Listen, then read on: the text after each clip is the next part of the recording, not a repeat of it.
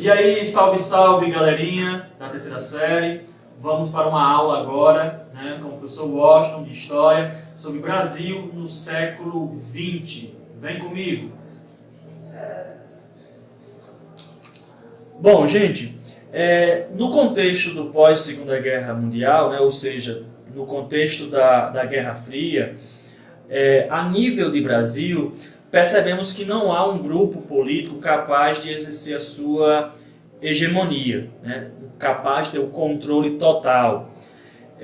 Percebemos que nesse momento o grupo vitorioso na Segunda Guerra Mundial, os aliados, ligados a um viés mais democrático, tornou a ditadura varguista aqui no Brasil obsoleta, a tal ponto de ser deposto pelo exército e pelas lideranças de oposição. Nesse contexto, então, aparece um fenômeno muito discutido na história, por sinal, alguns acham que ele está ultrapassado, que é o conceito de populismo.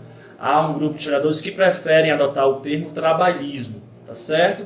Então eu trouxe aí uma síntese do que seria o populismo, que consiste numa prática política que vai buscar o apoio das classes sociais mais pobres em troca de oferecendo um tratamento paternalista. Então essa, em suma, seria em que se baseia esse tópico aí do populismo. E ele vai estar presente ao longo da história do Brasil entre 1945 e 1964, que é o recorte temporal aí da nossa aula. Embora com algumas diferenças, a diferença, por exemplo, entre Vargas, o governo de Vargas do período, e o governo adotado por Juscelino Kubitschek, são diferentes, ambos vão ter em comum, como aos demais do período, essa liderança carismática, em que eles podem aí, ter essa aproximação com o povo. Isso é marcante. Geralmente os grupos populistas se colocavam ao lado de alguns, esse alguns aí possivelmente o povo, o defensor do povo, e mostrava no horizonte quem eram os inimigos. Uma oligarquia, por exemplo, poderia ser apresentada aí como sua inimiga. Então o populismo ganha corpo nesse contexto, que nós estamos tratando, entre 45 e 64, justamente por esse esvaziamento no poder, que acontece após a queda de Getúlio Vargas. Então os políticos que nós trataremos adiante estão baseados muito na ideia do populismo ou do trabalhismo, como alguns mais modernos preferem. Veja bem, quem vai assumir a presidência logo após a deposição de Getúlio Vargas e as eleições, logicamente, que ocorreram, esse período é chamado de período democrático, como também período populista, vai ser o Dutra. O Dutra tem uma carreira política.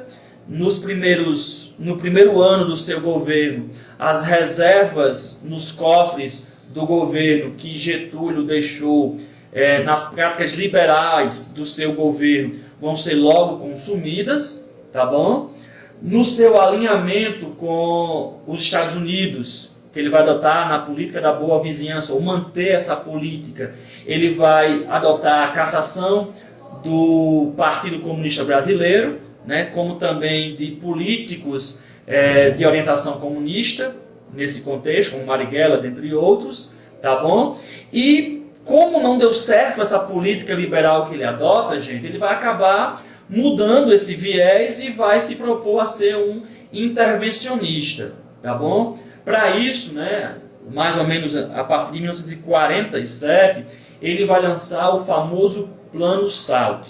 Atenção que os conteúdos, as provas, melhor dizendo, quando tratam do governo Dutra, tendem a fazer uma cobrança em cima desse Plano Salt, tá bom? Então, olha só, esse Plano Salt, ele é composto, a palavra Salt é composto pelas iniciais dos setores de saúde, alimentação, transporte e energia.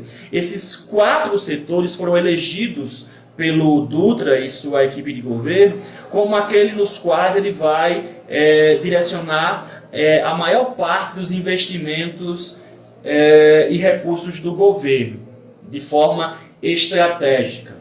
Nós vamos perceber que essa política, embora tenha algumas melhorias, por exemplo, na área de transporte, com a construção de algumas rodovias, ela vai se mostrar deficiente. Logo, logo, os trabalhadores vão sentir os reflexos, por exemplo, de um arroxo salarial e de uma pegada da inflação. Então, tudo isso contribuiu aí para que esse governo do Dutra, né, que substitui então o Vargas, ele não tenha tanto êxito, tá certo? Então, esse é nosso primeiro momento dessa política populista, tá bom? Eu aguardo vocês então num segundo momento para nós fazermos o desfecho desse assunto. Abraço!